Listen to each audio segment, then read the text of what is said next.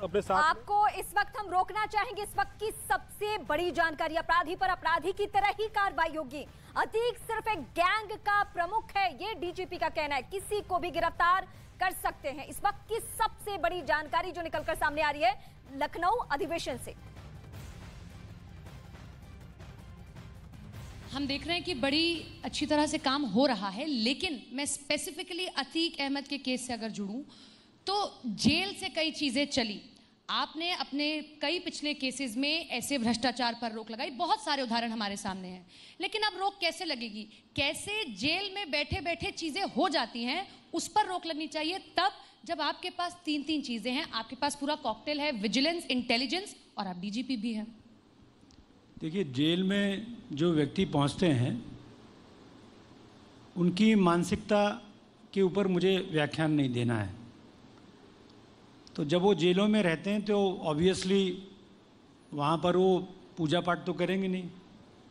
उनके अंदर एक क्रिमिनल टेंडेंसी है, वो क्रिमिनल टेंडेंसी कभी ख़त्म तभी होती है जब उनका कन्विक्शन हो जाता है और उनको पता चल जाता है कि अब हमारे ज़िंदगी का खेल ख़त्म है।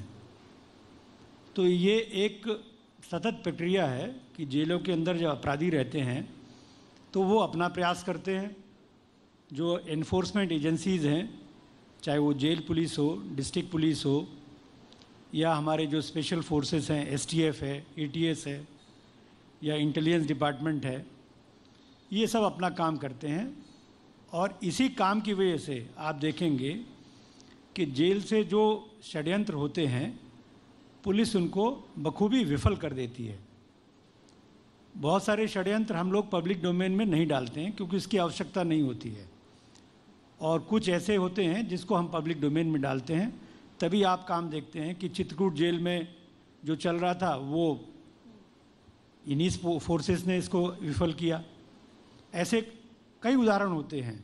तो बहुत सारी चीज़ें पुलिस की जो काम होते हैं, दो तरह के काम होते हैं, एक जाहिरा काम होता है और दूसरा जो जाहिर हम नहीं करते हैं, तो उनका ये हिस्सा है और हम लोग इस पर कार्रवाई करते रहते हैं।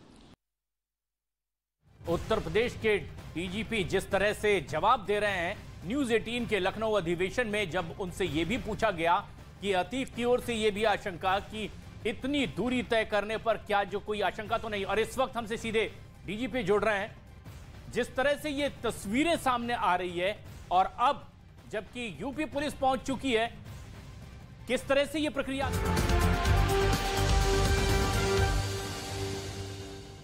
नागरिकों को मैं बताना चाहता हूं कि वर्तमान जो सरकार है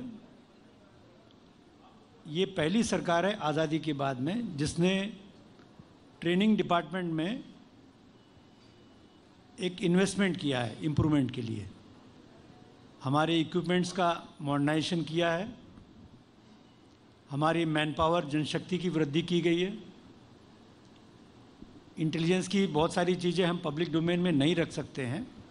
बस इतना मैं बता सकता हूं कि एक अमूलचूल परिवर्तन जो है हमारी टेक्नोलॉजी में, हमारे अप्रोच में, ये इस सरकार ने पहली बार किया है जी। और 35 साल हो गए मुझे एज ए IPS ऑफिसर। इस 35 साल में पहली बार एक ऐसी सरकार मैंने देखी जिसने इंटेलिजेंस को इम्प्रूव करने के लिए हमें धन दिया, हमें मैन पावर दी, और हमारे अलग अलग तरीके के जो अप्रोचेस हैं, मेथडोलॉजी है,